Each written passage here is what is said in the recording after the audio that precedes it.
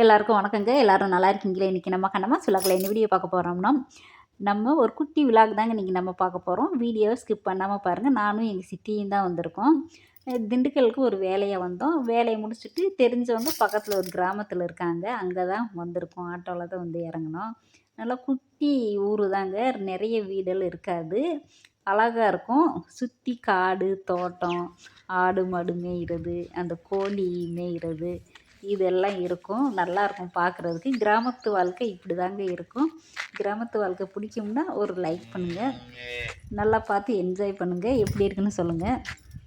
பாருங்கள், இது ஃபுல்லாக சுற்றி காடு தான். வீடு அதிகமாக இருக்காது. நல்லாயிருக்கும்.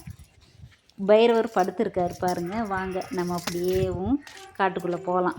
அங்கே பார்த்தீங்கன்னா 2 பாட்டியம்மா அவங்க அந்த மக்காசோளம் பார்த்தீங்களா, அந்த காய வச்சுக்கிட்டு இருக்காங்க. அதை நம்ம போய் பாட்டியம்மா கூட பேசிட்டு அப்படியே வரலாங்க. இந்த இடத்துல தான் பார்த்தீங்கன்னா, இந்த காட்டில் தான் மக்காச்சோளம் விதைச்சிருக்காங்க. இப்போ அறுவடை பண்ணி அதை அரைச்சி மழையில் லேசாக நனைஞ்சிருக்கும் போல இருக்குது. அதை காய வச்சுக்கிட்டு இருக்காங்க. பாருங்கள், கிராமத்து பாத்ரூம் எப்படி இருக்குன்னு பாருங்கள். சுற்றி அந்த தென்னை மட்டை இருக்கும் பார்த்தீங்களா, அதில் தான் அந்த பாத்ரூம் கட்டியிருக்காங்க. நம்ம எல்லாம் பார்த்திங்கன்னா டவுனில் இருக்கிறவங்க பாத்ரூம் அது குறையா இருக்குது, இது குறையா இருக்குதுன்னு 1008 நொட்டை சொல்லுவாங்க. வீடு பார்க்க வந்தால் இருக்கிறத வச்சு நிறைவாக வாழ்கிறது தாங்க கிராமத்து வாழ்க்கை. கிராமத்து வாழ்க்கை யாருக்கெல்லாம் பிடிக்கும்னு சொல்லுங்கள். என்னங்க பாட்டி, மக்காச்சோளம் மழையில் நனைஞ்சிருச்சா பாட்டி? அம்மா, மக்காச்சோளம் மழையில் நனைஞ்சிருச்சா பாட்டி? காய வைக்கிறீங்களா? காய வச்சு தான் எடைக்கு போடணும். சரி சரி சரி. ஆமாம், வீடியோவில் நீங்கள் வருவீங்க செல்லில். ஆமாம், நீங்களாம் வருவீங்க யூடியூப்பில். அனுப்புறதுக்கு தான். வேலை செய்கிறீங்களா, கஷ்டப்பட்டு உழைக்கிறீங்கள.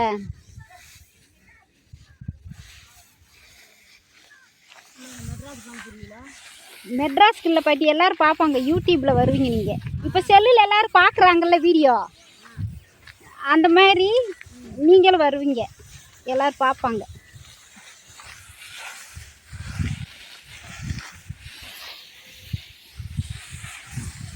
விளைச்சல் பரவாயில்லையா பாட்டி? விளைச்சல் பரவாயில்லையா? சரியில்லை. எங்கள் விவசாயிக்கு எல்லாமே மழை தண்ணி இல்லாமல் நட்டமாத்தே இருக்குது. ஆமாம், என்ன பண்ணுறது? சம்சாரியாக பிறந்துட்டாலே லாபம் நஷ்டம் எல்லாம் அனுபவிச்சு தானே ஆகணும். வாங்கி விற்கிற இடைத்தரகருக்கு தான் லாபம் அதிகம், நமக்கு எதுவுமே இல்லை.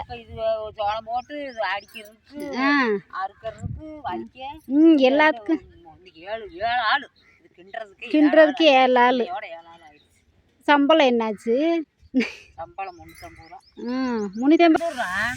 நாங்கள் தேனி. ஆமாம், அதான் படி. நீ 2 நாள் ஆகுமா இந்த காய்ஞ்சி எடுக்க? 2 நாள் ஆகுமா காய்ஞ்சி எடுக்க? சரி சரி.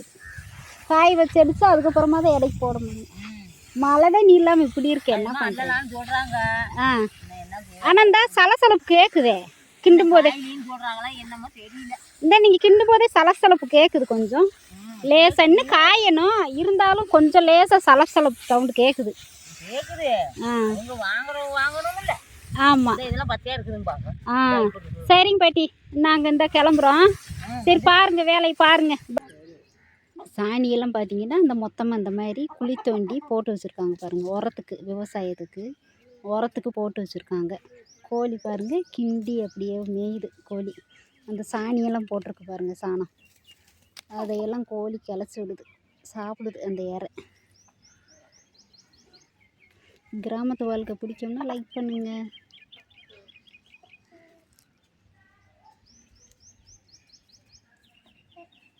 தெருப்பைப்பு வச்சுருக்காங்க.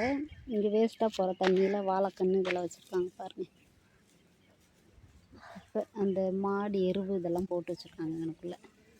பாட்டி இவங்க 3 பேர் உட்காந்து பழமை பேசிக்கிட்டு இருக்காங்க.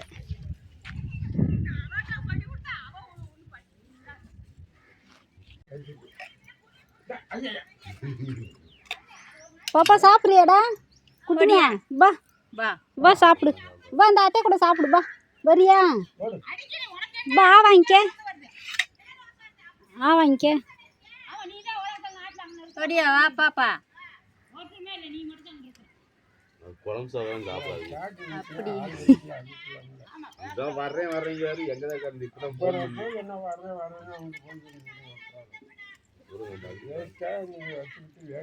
வேடிக்கைலாம் பார்க்கல. அவன் சாத்து வர இல்லைங்க. நான் அவன்கிட்ட போய் நாங்கள் சண்டை காட்ட முடியும்.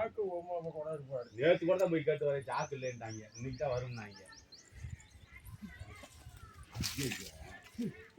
கோழியெல்லாம் பாருங்க மேய்ஞ்சிக்கிட்டு இருக்கு. அப்படியே கிராமத்தில் இப்படி தாங்க, கிராமத்து வாழ்க்கை இப்படி தான் இருக்கும். இது வந்து எங்கள் பேச்சில் படப்புன்னு சொல்லுவோம். மாடுகளுக்கெல்லாம் பார்த்தீங்கன்னா இந்த நாற்று அடைஞ்சி வச்சுருக்காங்க. தமிழில் என்னான்னு தெரியல, நாங்கள் படப்புன்னு சொல்லுவோம் எங்கள் பாஷையில். பாருங்க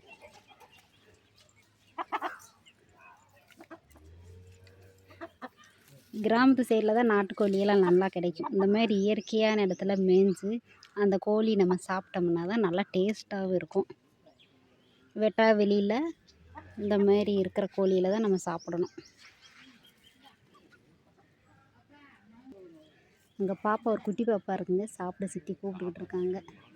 அது சாப்பிட மாட்டேங்குது, குழம்பு சாப்பாடு சாப்பிடாதாம்மா, அதுக்காக. சரி, வீடியோ பிடிச்சா லைக் ஷேர் கமெண்ட் பண்ணுங்கள். நாங்களும் கிளம்ப போகிறோம் வீட்டுக்கு. இதை பாருங்கள், திண்டுக்கல் பஸ் ஸ்டாண்ட் வந்தாச்சுங்க ஊருக்கு போகிறதுக்கு.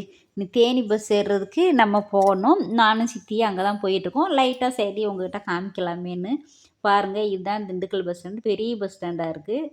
லைட்டாக தான் கவர் பண்ண முடிஞ்சிச்சு. பாருங்கள், பார்த்தீங்கன்னா இங்கே திண்டுக்கல் பஸ் ஸ்டாண்டில் பயணிகள் நிழற்குடையில் சேர்லாம் போட்டிருக்காங்க. நிறைய சேரெல்லாம் பயணிகள் வந்து உட்கார்றதுக்கு, வயசானவங்க முடியாதவங்க வந்து உட்காந்துக்கரலாம். முன்னெல்லாம் பார்த்திங்கன்னா எவ்வளோ நேரம் ஆனாலும் பஸ்ஸு வரலைன்னா நின்றுக்கிட்டே தான் இருக்கணும். இப்போ சேர் இருக்கிறதுனால முடியாதவங்களாம் உட்காந்துக்கரலாம்.